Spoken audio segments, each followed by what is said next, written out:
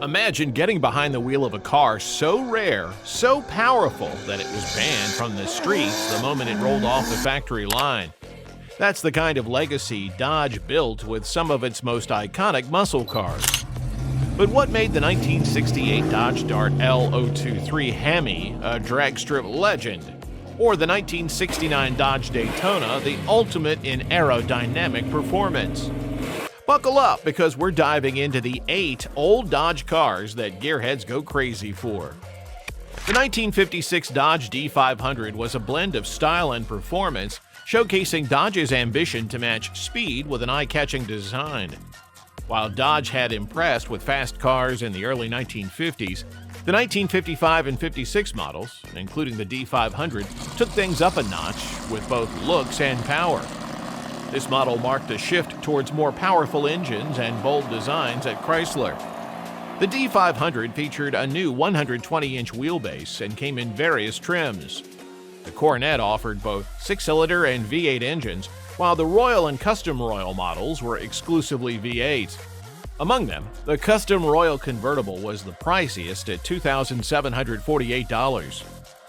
Design-wise, the D500 had a striking front grille, a distinctive hood scoop, and sleek molding from the hood to the rear fenders. The wraparound windshield and early tail fins gave it a modern edge, and the Custom Royals even offered eye-catching 3-tone paint jobs.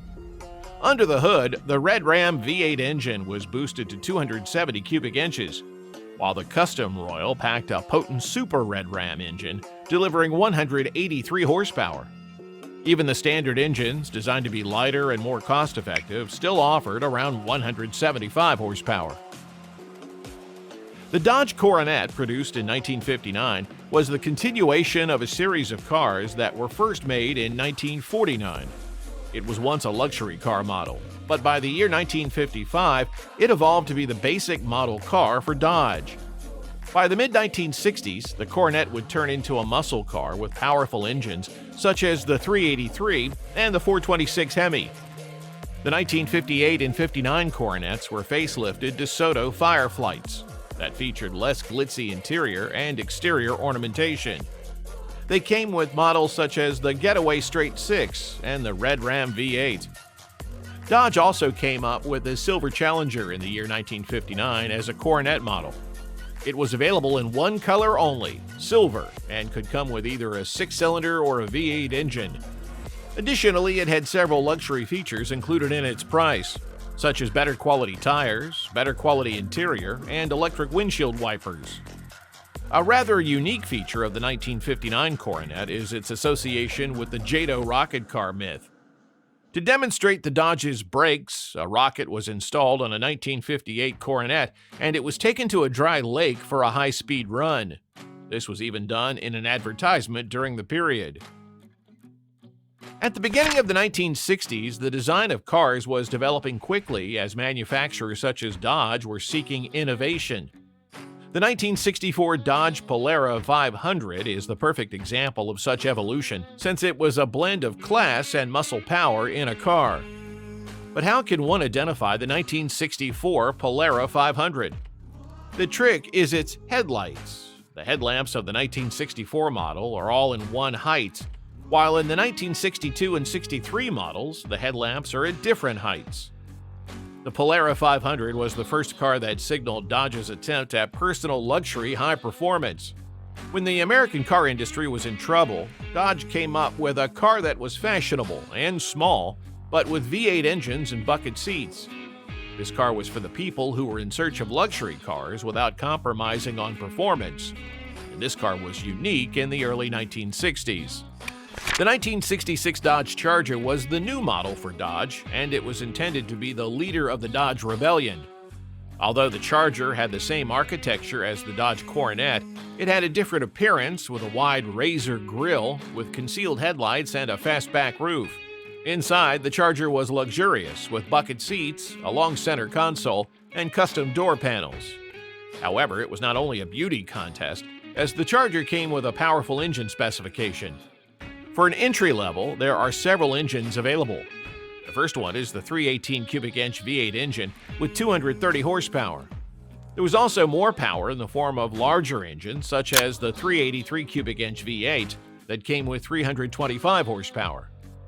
But the actual show stealer was the 426 cubic inch Hemi engine that Dodge offered to consumers. This brute of an engine gave 425 horsepower and 490 pound-feet of torque and made the Charger a real muscle car. This engine was fitted in only 468 Chargers, which makes this model scarce and rather popular at the moment.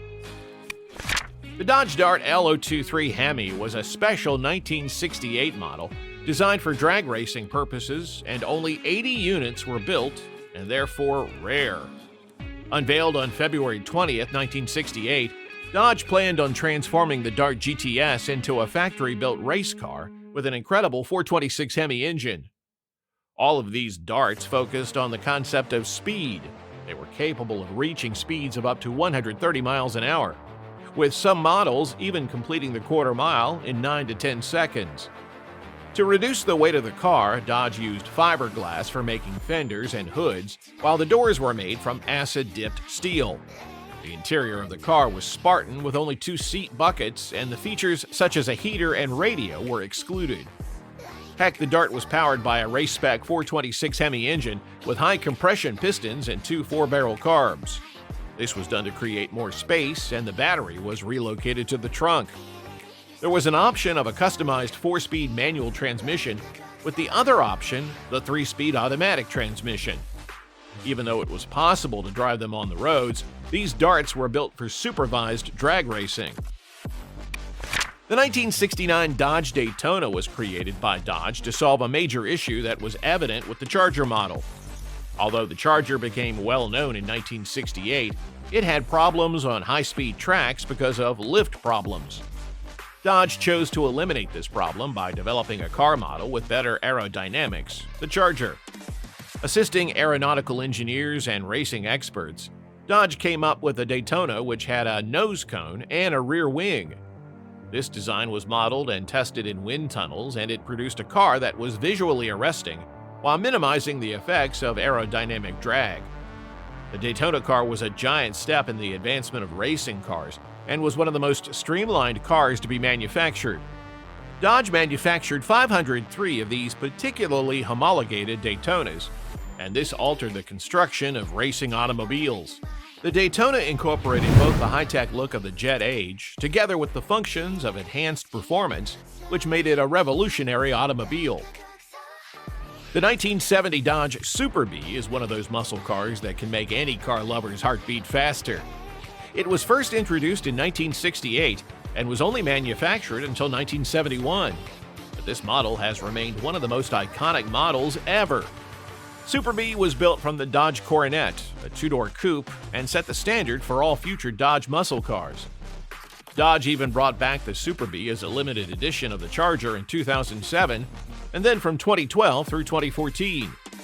So when you're looking for a Dodge Charger for sale, you are perhaps getting a car that reflects the Super Bee. In fact, you can come across a second-hand Charger SRT8, which is a generation of Super Bee. Now, surprisingly, the name Bee was derived from the car's B-body type, but it is quite appropriate to call this car a Bee because of its sting, or power, if you like. When it was first produced, the Super Bee came standard with V8 engines, and that gave it good power on the roads. The base engine was the 6.3-liter V8, delivering 335 brake horsepower and 425 pound-feet of torque.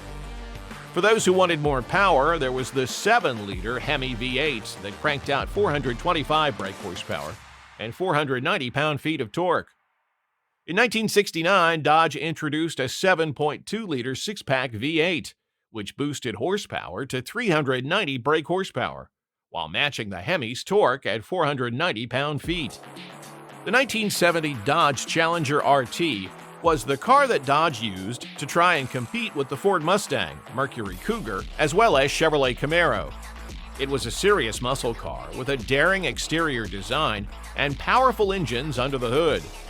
The RT, or the road and track version, was especially popular, with a 6.4-liter V8 engine with 290 horsepower, and the highlight of it was the 7-liter Hemi V8, which produced 425 horsepower, in my opinion. Like the Plymouth Barracuda, the Challenger was built on Chrysler's E-body, but was longer and considered more luxurious. Being the performance model, the Challenger RT could be equipped with different potent V8 engines, such as the 375 horsepower, 440 cubic inch Magnum, 390 horsepower, 440 cubic inch six-pack, and 425 horsepower, 426 cubic inch Hemi. The Challenger RT became a cult classic, especially after its starring role in the movie Vanishing Point. Despite the years between the Mustang's debut in 1964 and the Challenger's release in 1970, both cars share a common goal. This was the American introduction of a sports car sensation to the American market. While the Mustang was to become a car for everyone, the Challenger was to be a more refined, more powerful pony car for those who wanted it. Would you prefer a classic Dodge Super Bee or a modern Dodge Charger? Comment with your choice, and don't forget to like this video and subscribe to our channel if you haven't already. Thank you for watching, and we'll see you guys soon.